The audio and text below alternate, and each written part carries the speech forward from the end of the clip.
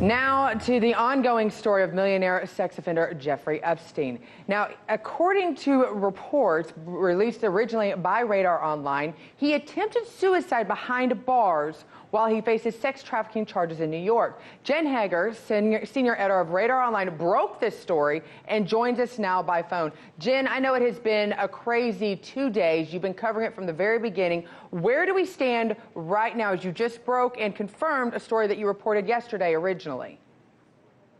Yes, so as we, today, Jeffrey Epstein is on suicide watch, and we got additional details. RadarOnline.com has reported that a prison guard actually caught Jeffrey Epstein in the midst of the suicide attempt as it was happening.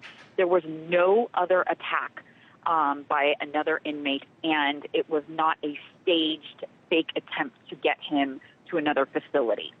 Well, that's interesting, and you originally reported that yesterday, and there's speculation since your original report came out going whether or not it was other prisoners, it was guards, whoever it might be, but now that you've confirmed that it was a suicide attempt, is he on suicide watch right now, and what does that kind of mean for him? So he is on suicide watch right now.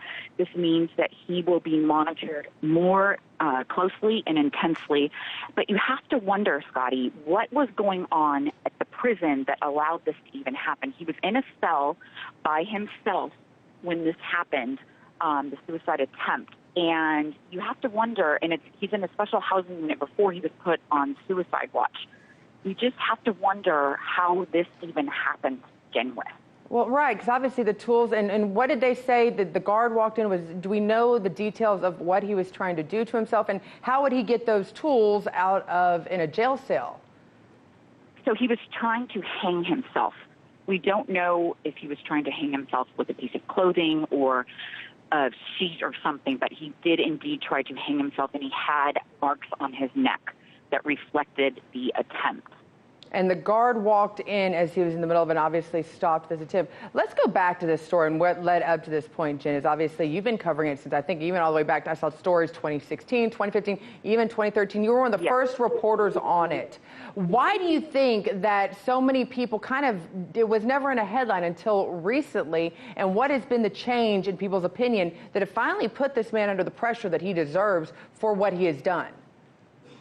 So the Southern District of New York had him under investigation, but none of Epstein's victims knew that the SDNY was investigating him for crimes that he had actually been convicted of in Florida already. There are no new allegations that the Southern District of New York charged him with. The alleged acts that New York charged him with are the same time period.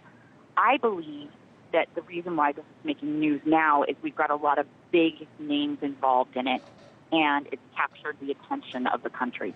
Oh, you're right. There are definitely some big names on it. It goes with, former politicians, former presidents. Now we've got our current president. There's obviously pictures and videos coming up of that. But regardless of the political aisle that's involved in this, do you feel since you've been following this case for so long, how confident are you that we're actually going to find out all of the names that were involved, not only with the actual actions that happened with these underage individuals, but those that also tried to cover it up? Do you think we're ever going to get the full extent of the truth of everybody that's involved in this? Or is it just too deep with too many people in power? I think that we are going to be shocked by the names that are going to start coming out. Attorneys for several of Epstein's victims have been fighting in court for years to have key depositions released in which big names are revealed. Politicians, as I said, former prime minister, titans of industry. And a court in Florida, a court of appeals, just recently ruled that those documents are to be released. So the court is going through the process right now of redacting any, victims' names. But we are very close to having all of these names being made public. In fact, sources have said that politicians and businessmen are extremely, extremely concerned about this.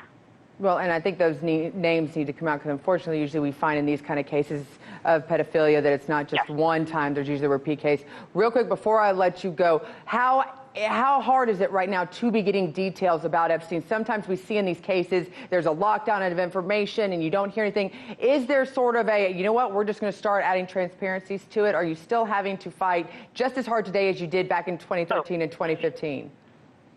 It's a fight to the end. It's the protection that this man has been given by the authorities is astounding, and it's disgusting, and every American should be outraged by it. Well, Jen, thank you so much for you and your work at RadarOnline.com to expose this and help continue to bring light to just a horrible, horrible situation. Yes, thank you so much, Scottie. Have a good one. You too. Hey YouTube, thanks for checking out our channel. We hope you enjoyed the video. We have tons of content for you just like this. For more of RT America's one-of-a-kind news and analysis, be sure to subscribe and never stop questioning more.